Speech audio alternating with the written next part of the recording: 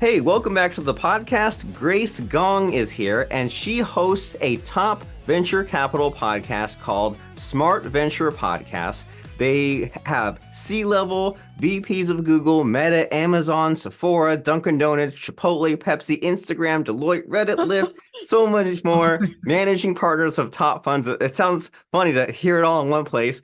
And Grace posts about tech, venture capital, and entrepreneurship daily. And so she's seen all these secrets. She's seen all these repeat patterns. She's talked to some of these great people in the tech space. And Grace is here to tell us about what she's learned, what we can learn about her podcast, about herself, and so much more. So, Grace, glad to be speaking with you.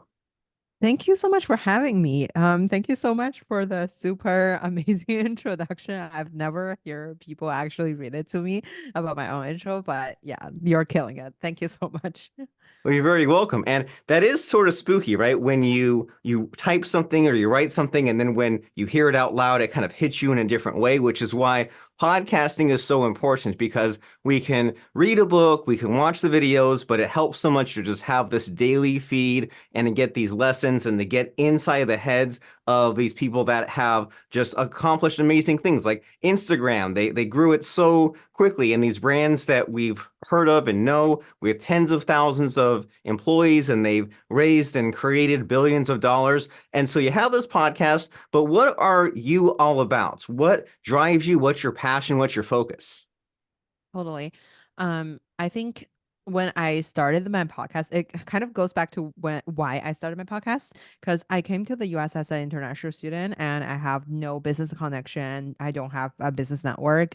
And when I came to the Silicon Valley, I noticed that a lot of people here, they can just run into big tech executive on their campus. And I wanted to create that experience for my younger self and people who are not surrounding themselves with all these tech giants who don't live in a place that where they could just encounter a very successful person around their life. And I wanted to create a place where people could learn from these tech leaders and leaders in general to advance their career. So that's why I started my podcast. And that's what drives me to keep going because I really wanted to provide this education for people around the world. Wonderful. And you're doing a very smart thing creating this podcast. And one of those secrets, but it's also sort of not a secret that we both know is that if you have a podcast, it gets your foot in the door to people that otherwise would not normally speak with you. And they otherwise just wouldn't even they wouldn't waste their time with a couple of minutes talking to you. But because you have a podcast, there's this element of you're promoting them, but they also can give back. And it's like a permanent record, a permanent recording that can then live on for years and decades. And it's, as you know, it's a great networking tool and it kind of raises your status, raises your profile because now you're associated with all these people, right? With Lyft, with Reddit, with Meta, and so on. And so you've had all these amazing guests. Do any stand out, or is there one where you're just like your mind was blown from the conversation? So many. I feel really lucky to chat with amazing tech executives. And this year I started a daily show called Venture with Grace. It's a LinkedIn live show. So every day I go live with a bunch of people, with one person each day. Well, one or two people each day. And I feel like really fortunate for the executives to share their time with me. And one of the things that I've learned early on is when I interviewed the former CEO of Chipotle, he essentially mentioned that he chat with 20 Chipotle employees. I feel like that's a great, amazing lessons for me in terms of leadership. You really be the listener to hear where everyone is coming from. He also kind of dress himself as an undercover to not dress himself, but he went undercover to go through the Chipotle training program, and which I thought it was super interesting. And I felt like it was a great way to actually examine how well you're managing the entire system in your company and your business, as well as being there, being empathetic to everyone who work at the company. So I felt like those are some really interesting, cool lessons that I've learned that kind of really makes an impression on me. That is amazing and also fun in a way, right? Because I imagine it's easy for someone like that to be very high up in that organization and be so many levels removed from just what that experience is and what the needs are and what's great about the process and what can be improved. And by just going through it, that's a really cool and fun thing for someone like that to do. And so to do a daily show, how do you find the energy and the commitment? Because it would be so easy to say, oh, I'm caught up in schoolwork or with some other task, and to take a week off and tell yourself these lies that I need a break, I need to rest. So how do you make it consistent, and how do you make it consistently good when you're doing a daily show like this? Totally. I just think like I think about what my audience would have wanted. I feel like people are having a really busy life, and then I wanted to create a space where my audience would be able to interact with the guests in some sort. Like going live is a really great way for the audience to ask some really interesting questions. So yesterday we had a climate tech investor on our show, and there are a lot of people asking a lot deeper question than what I could have asked. And I felt like I wanted to provide an experience for people who are tuning into my show to bring them onto the journey and creating a community where people feel safe as well as feel the show could be useful for them to improving their life and their career. So I always started with like what my community wants, and that's a big driver for me to keep creating my show and uh, have a place for everyone to ask these questions.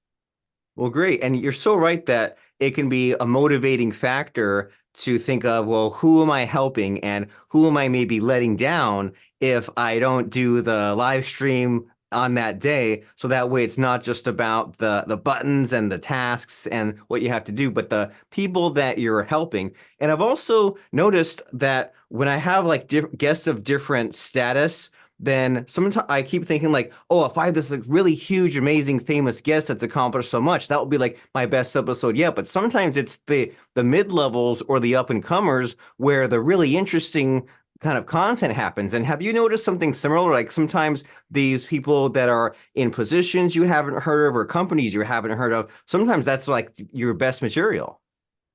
I I think I never really view someone as like so high level or like I mean like there's definitely people that are very, very accomplished in their career or very late stage of their career.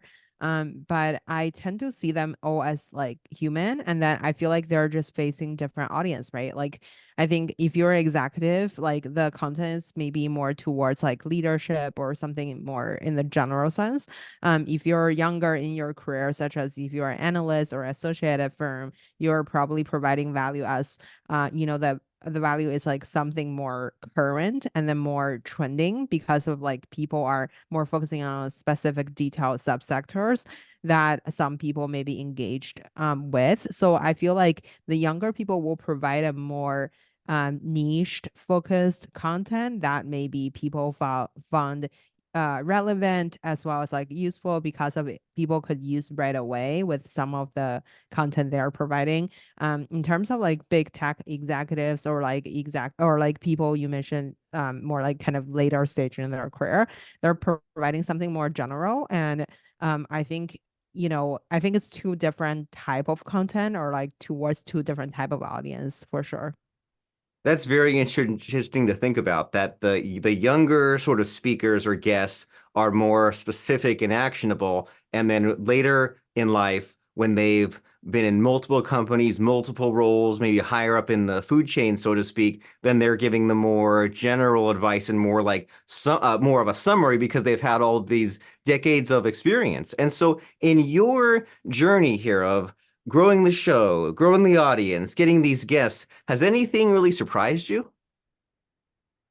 I just surprised at like how diverse my audience are. I used to think there are one type of people, which is maybe people who are like my younger self, who are interested in venture or who has already worked in venture. But it turns out like there's a lot of like really diverse set of audience. Maybe they are working in technology, maybe they work in marketing, maybe there are actually over 110 different countries in the world. So like I was not expecting like, I thought like my um I just never thought like I could reach that many people from that diverse of a background. And I just felt like really thankful for people even tuning in. And that's like something that really surprising for me.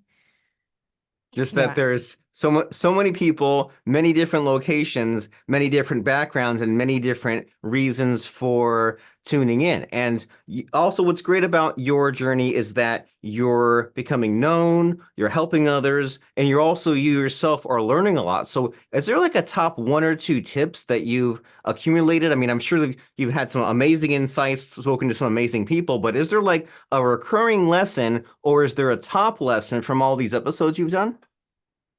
I think there are two lessons for me. Like I think number one is you should really leaning into your strength and maybe hire your weakness or partner with your weakness. When I was growing up, I was constantly hearing there's like a saying says you should, fix your weakness and then like, uh basically fix what you're not good at. But on the other hand, when I was observing these like very successful people, everyone was really leaning into their strength and either hire the weakness or partner with their weakness. Meaning like they would partner or like find people who are good at what they're not good at. Instead of like just fixing the things that they're not good at. So that's one of the lessons. And the other lesson is I feel like a lot of the major success for people are coming from they tap into a particular trend. It's either like right now we could see the trend of AI or like anything that's like big in technology that's kind of going to change the landscape of like how people work, how people interact, and how people behave. So I feel like a lot of the major success come from people tapping into these big trends. Those are some amazing insights, and I think about both these things quite a bit, and especially this whole idea of strengthening your strengths. And I think that at least for me, school taught me to try to be well-rounded, right? And because sometimes in school you have to take some class that you don't like, and you're not good at chemistry or at history or something, and you have to figure it out because if you don't, you'll fail the class or get a bad grade. And it kind of and I guess it works temporarily, right? Sometimes you do get in a situation where you have to do something that you're not good at or you have to learn something, but that can't be your whole business or your whole career forever. And it took me so long to realize that, okay, well, in a school environment or temporarily, that could be, you do sometimes have to strengthen your weaknesses. But if you're building your own life and your own company, it's so important to strengthen your strength and put your ego aside and just get someone else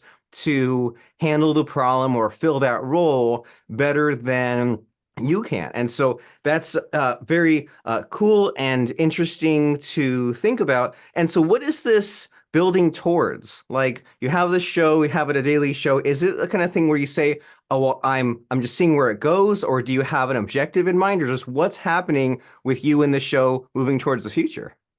Um, I feel like I'm still in the mindset of like serving my audience and serving my community.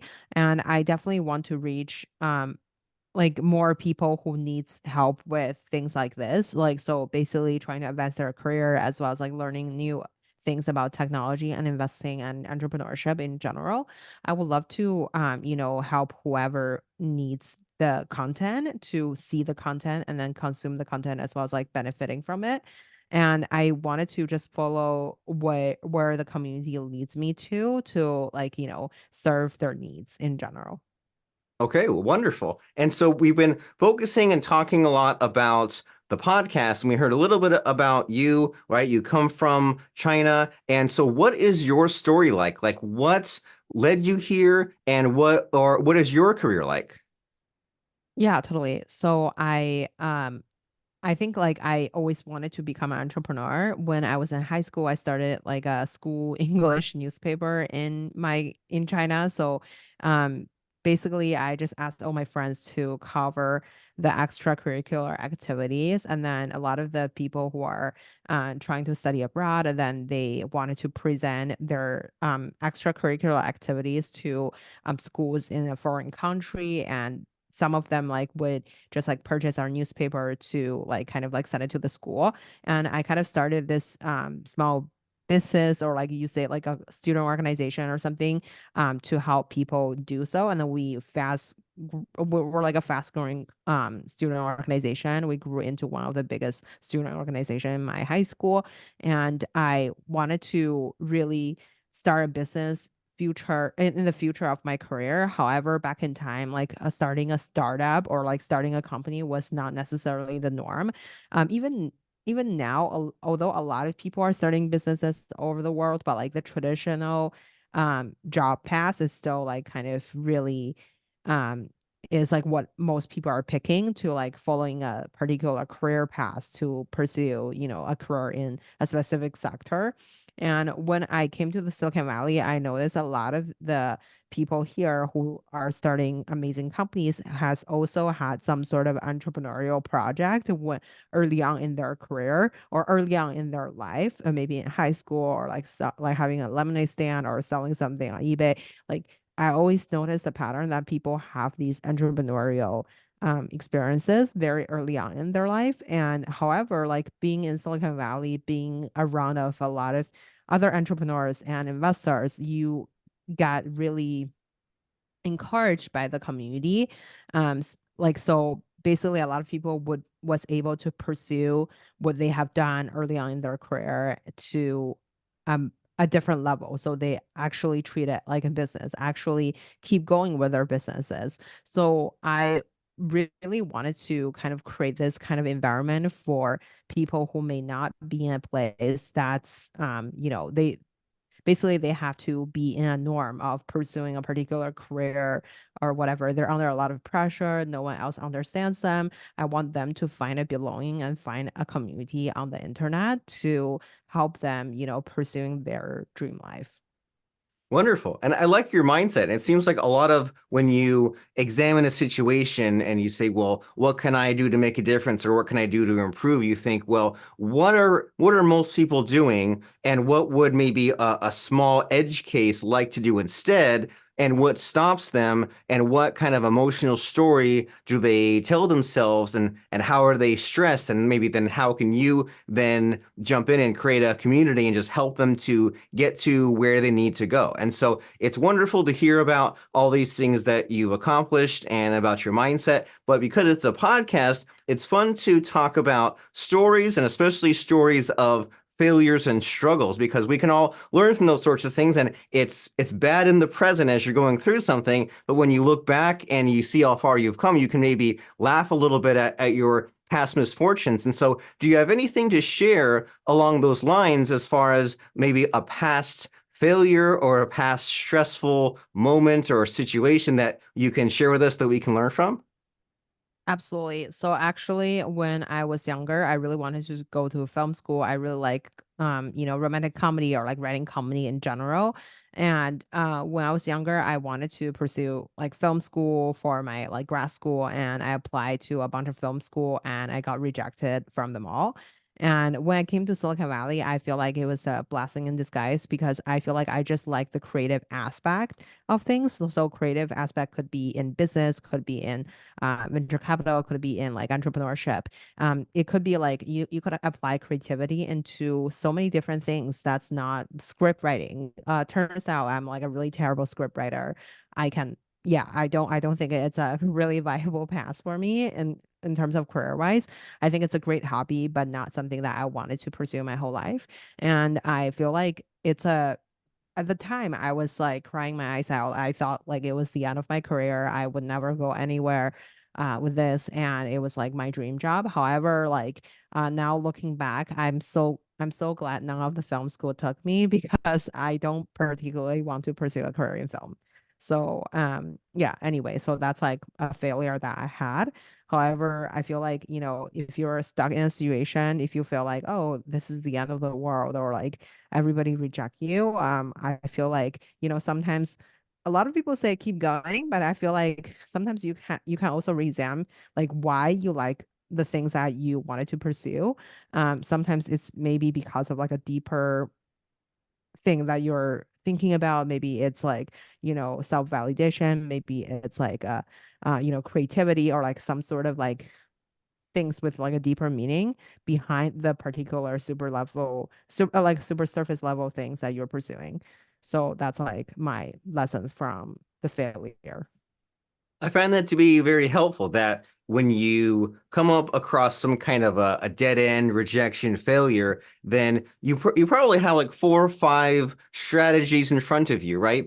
Of course there's giving up completely, but you might say, well, I still want that end point. I still want that goal, but maybe I can take a different path. Or you might say, well, why am I pursuing this? And is it just something that maybe it's something I used to want to do and I've outgrown it? Or is this someone else's idea? Like it's an opportunity to reflect and reassess and think of like, okay, is this what I really wanted to do? And things can always change, right? Later in life, we can pick up something else and we don't have to do just one thing. Like, of course, there's like our main focus, but even Zuckerberg has Facebook, but there's also WhatsApp and Instagram and Oculus, and many entrepreneurs just have, it's not like they're evenly spread apart, but you have like, Elon Musk, Tesla is probably the main thing, but there's also like Starlink and SpaceX and all these kind of other, maybe slightly, like second tier kind of projects. So it's not like we need to just have one singular focus in life. And so,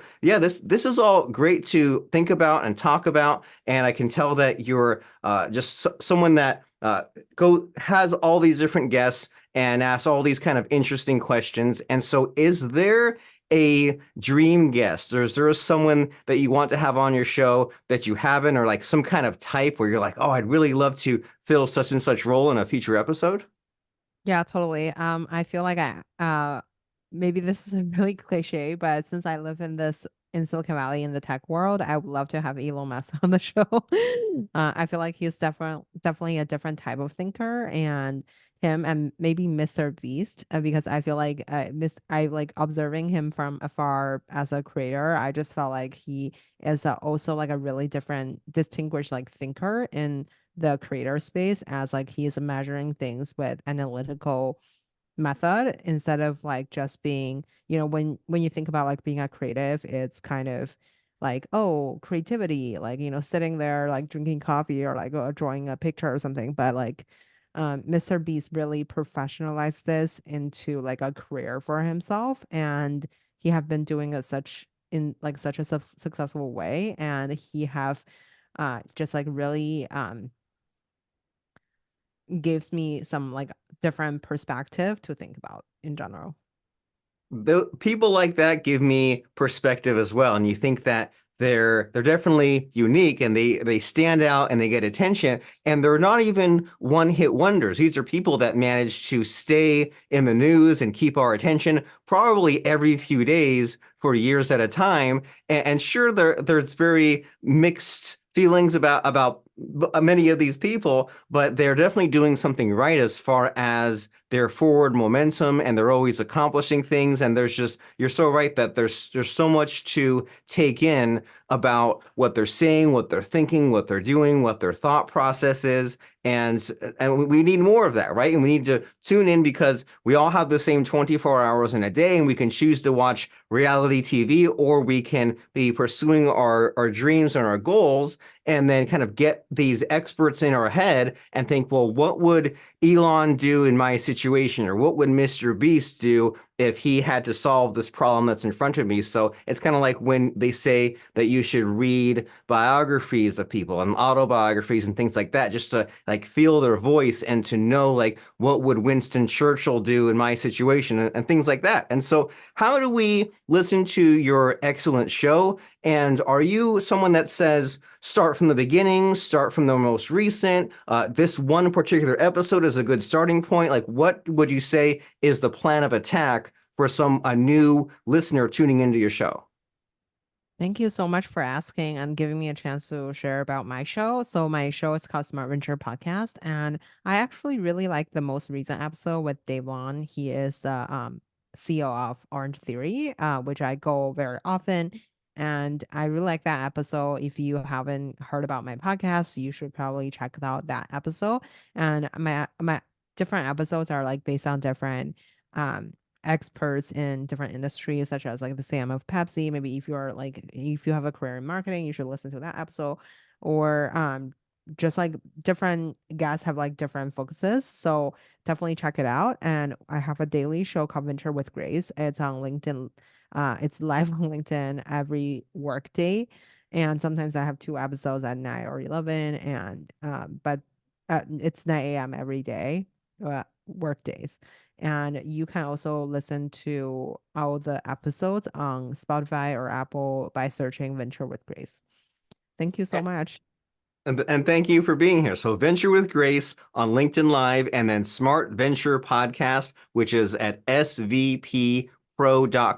And as we're wrapping up our conversation here, Grace, you and I both know that it's not good to just end a show by saying bye, right? You need something Oh, yeah. powerful. You need something that gets people to want more. And so I don't know what your approach is, but my approach is to ask my guests about a quote or lesson that has really helped them, that can send us on our way as far as achieving the success and the greatness that we're destined to go for. And so what comes to mind when I ask for just any kind of helpful quote or lesson that has really helped you?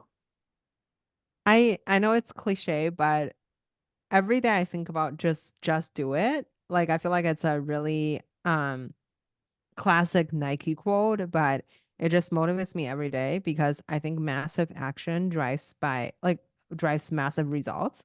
So if you really want to be different, you want to like pursue excellence in your career, in your life, you have to take massive action. But before taking massive action, you should probably take action in general. So I think just do it is a quote for me.